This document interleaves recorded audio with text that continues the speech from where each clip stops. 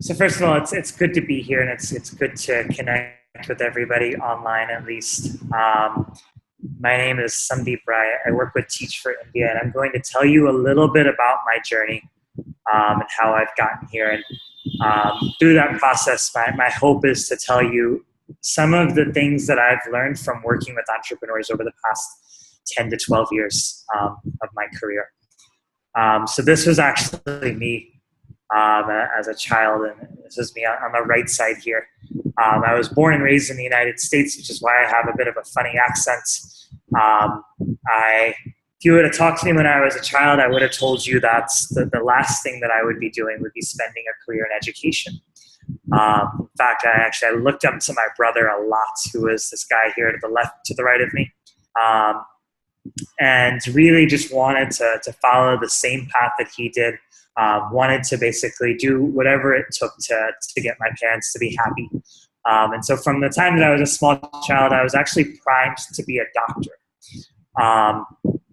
And when I say primed to be a doctor, I mean literally raised to be a doctor.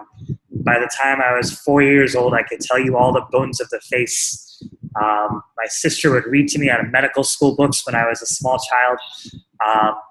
And she would continue coming home reading me when I was 4, 5, and 6. When I was 7 years old, I took a trip to the morgue with her and basically got to walk around a bunch of dead bodies with her when I was 7 years old in the medical school. And by the time I was 13, I was actually shadowing surgeries. And when I was about 20 years old, I was in college, and I actually woke up one morning, and I think I asked myself a pretty pivotal question, which is, am I going to like the person that I see in the mirror when I wake up 50 years from now? And what I realized is that the path that I was going down, I probably wasn't. And I realized that because basically I realized that I was going into medicine for literally all of the wrong reasons. I was going because I knew it would be financially secure. I was going because I thought it would make me a lot of money. I was going because I thought it would give me a lot of prestige. And so I had this very difficult conversation with my parents and told them that was not going to go do medicine. And instead, what I decided to do was to spend 2 years teaching in a low-income school in Washington, D.C., which was incredibly crazy to my parents, because they were like, but you've gotten accepted into medical school, and now you want to go and you want to teach. Now, you don't just want to teach. You want to teach in a low-income school where kids come from really impoverished backgrounds, and it's a really violent neighborhood. And so I spent my next 2 years actually teaching this group of kids that were 120 eighth grade boys and girls. I'll never forget my first day of school. I walk into class and I see this group of kids in the back of my class, and they're rolling dice. And I look at the back of the class, and I'm telling them, hey, will you please sit down? And this child looks at me, and he basically has this radio on his left shoulder, and he turns the radio up as loud as he can, and he ignores me. I look at him again, and I say, I need you to please sit down. And try to picture this. At the back of the classroom, they have dice and they have money. And he gets really angry, and he basically just stands up and he looks at me, and he gets in this football sprinting position. He starts charging at me. And he charged right into me, and I was standing in the front of the classroom. That was my first day of teaching. I spent 2 years teaching these kids, and it was one of the toughest things that I've ever done. Since then, I have led programs, led cities, helped build an organization, and I will say teaching for those 2 years built me more and did more to develop me than anything I've done since. What that fellowship did in those 2 years and those kids taught me was they taught me the world. They taught me that actually there's a lot more to life than prestige and money, to be honest, which is where I was before that. And so one morning I woke up again, and I said, if I really want to like the person that I'm going to see 50 years from now, then I need to make sure this isn't just a 2-year stint, and I need to make sure that this is something I'm going to do for the rest of my life. So I jumped on a plane to India, and I actually came to India at the beginning of 2009. This was me then. And I helped start and build an organization called Teach for India, which was modeled off of Teach for America.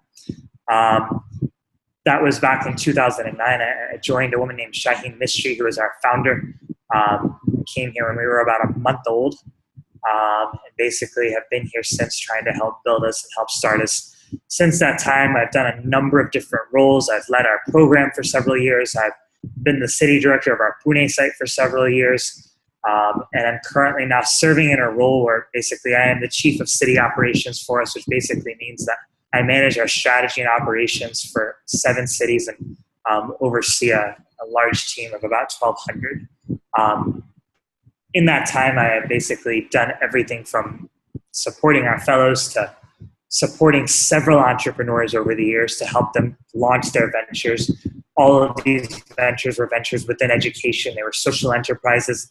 I've spent a lot of time mentoring these folks. I've spent a lot of time helping them fundraise, helping them figure out how to get all the pieces into place, all while simultaneously helping to build this organization. And through that work, I tried to think about, as I was preparing for today, what are the big things that I've learned? And I think I boiled it down to basically 5 key ingredients. And those are the 5 things I'm going to talk to you about today. And as I talk to you about those 5 things, I'm going to boil them down to 5 stories.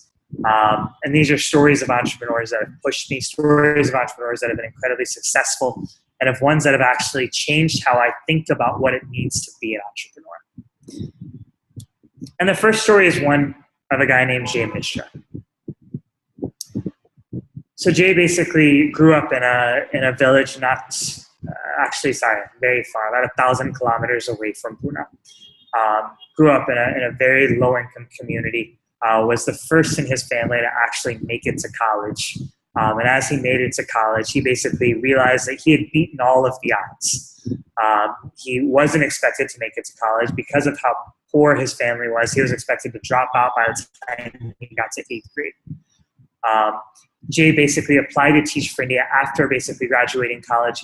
He had a choice to take up an MBA to go and pursue a career where he would make a lot, or he had a choice to basically join the fellowship. He decided that he wanted to take that, and he wanted to figure out how to give back because he realized that education had gotten him where he was. Jay joined the fellowship, taught for 2 years. Then after he taught, he had a choice again. And that choice was basically to go back and to get his MBA, or it was to open up a venture within the community that he was in. Jay thought about it for a while, and he basically said, you know what, I joined this fellowship as a commitment to kids.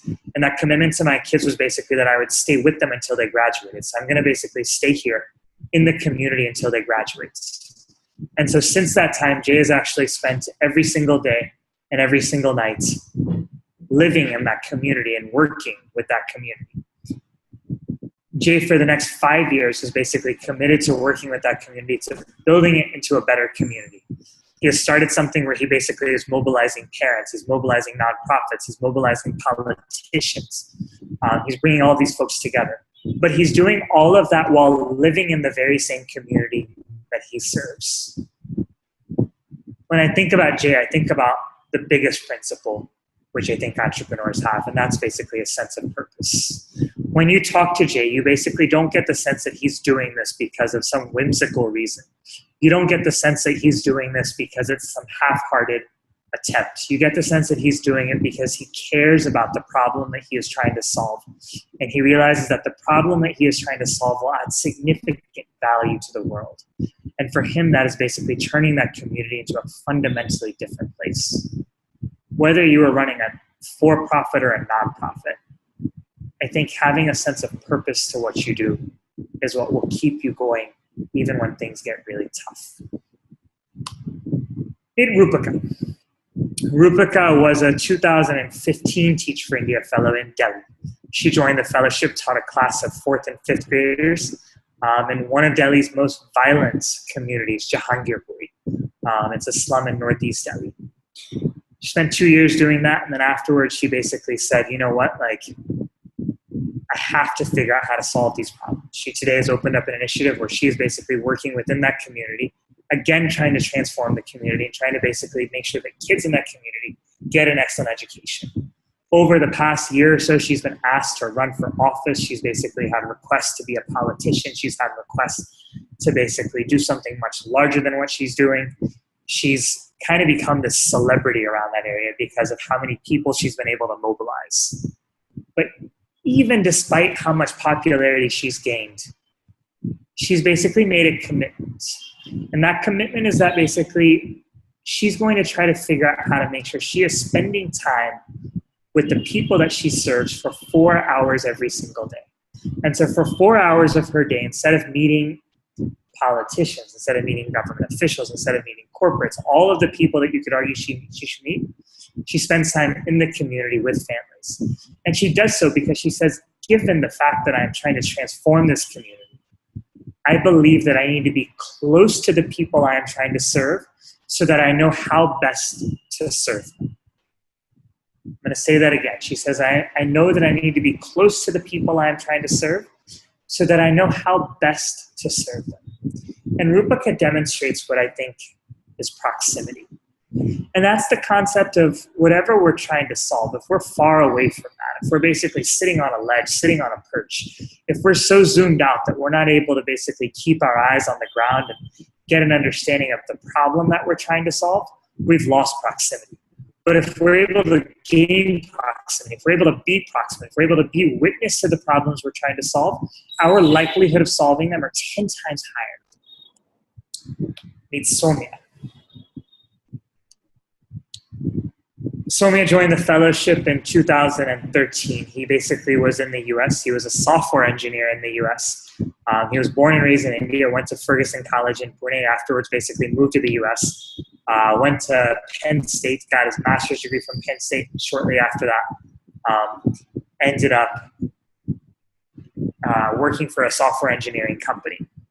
And as he was working for that software engineering company, he basically realized that it's like what I'm doing isn't right. Like I'm basically doing this for all the wrong reasons.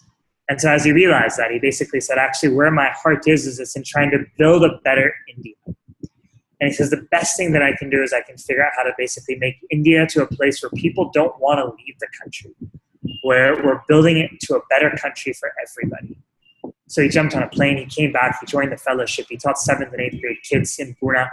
And then after his fellowship, he graduated, and he basically realized one thing. He realized that his kids actually would have nowhere to go to school after the 8th grade.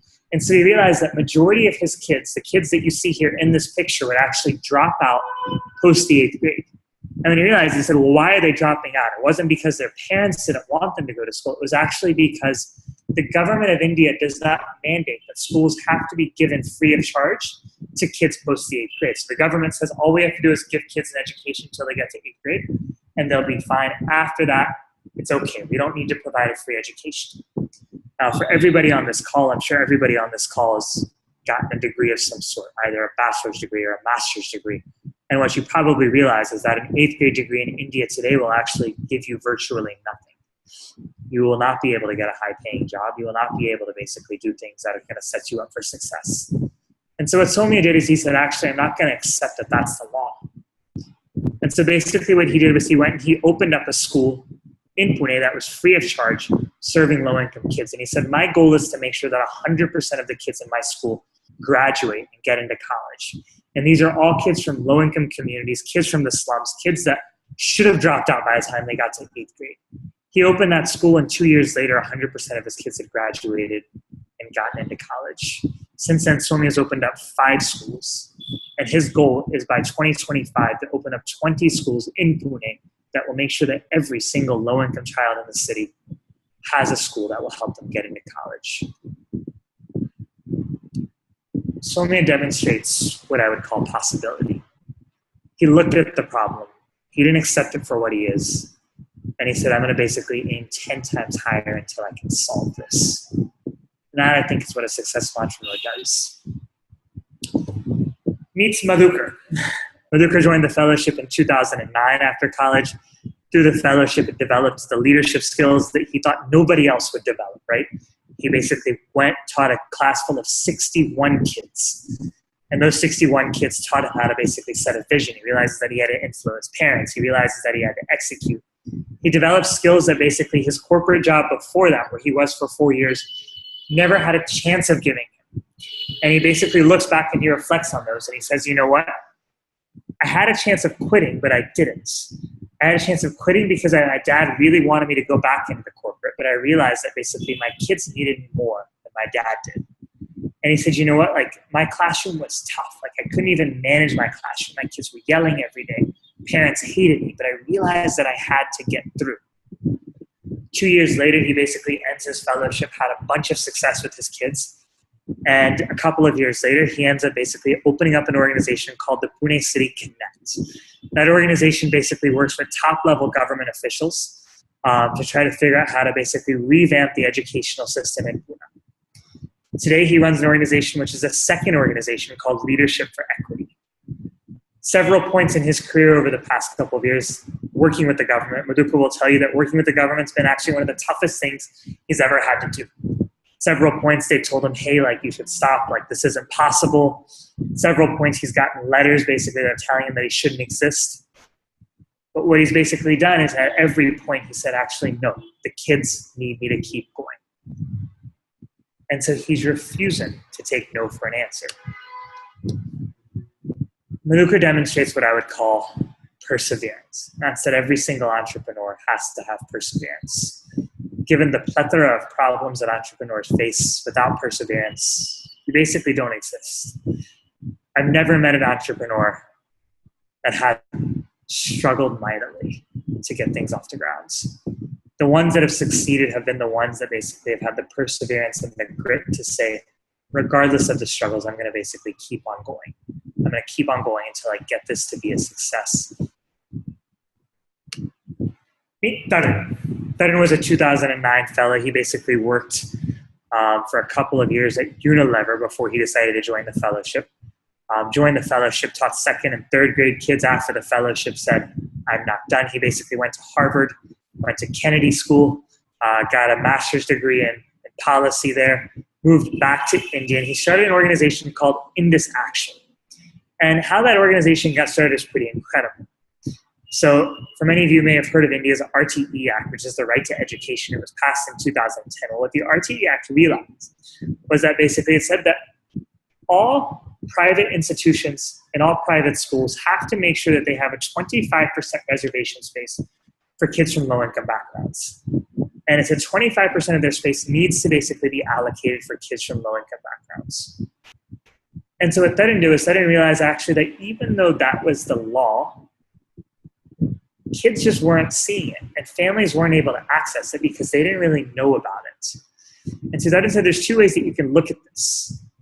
You can basically look at this problem and you can say it's great, they've done something phenomenal, or you can look at it and say, actually, the government's done something great, but if nobody's aware of it, it's never going to be useful. And out of that idea was born the idea of Indus Action, which basically works to get families and kids to know more about that law so that they can get kids into private schools. Since Tarun started, he's gotten more than 35,000 kids into private schools. These are 35,000 kids from low-income backgrounds, 35,000 kids from the slums, 35,000 kids who wouldn't have had a strong education if he wouldn't have figured out how to get them into these schools. See, Tarun has what I call the fifth principle, and that's perspective. What Tarun realizes is that basically when you look at a problem, there's always multiple ways to look at it. And our abilities to hold perspective, especially when times are bad, but also when times are good, and to see the flip side of the coin is what's essential for us to be able to solve problems. See, he could have looked at the RTE law and he could have said, it's great, it's going to be implemented. But what he immediately realized soon after it was passed is that there was no way parents would be able to access it. And so he flipped the problem around and basically said, let me change the perspective I see it to see where the solution is. And those are the 5 ingredients: perspective, possibility, purpose, perseverance, and proximity. I'm going to pause here. Would love to open it up for questions.